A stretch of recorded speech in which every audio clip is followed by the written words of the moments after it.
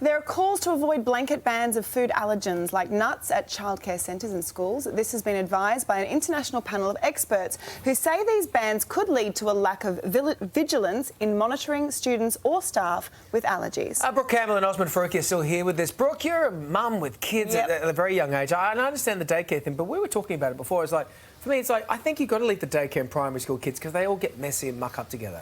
But by the time you get to high school, just like, whatever. I agree. I totally agree. I think once you get to high school, fair game, you should be responsible enough and able to kind of manage that.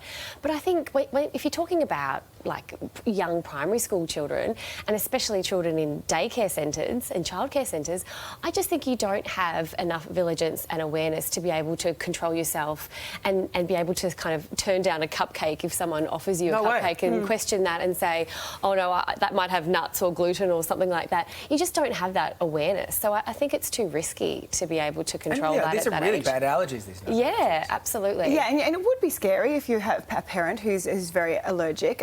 But what do you think, Osman? Do you think it's better to manage the risk rather than, get rid of the risk altogether?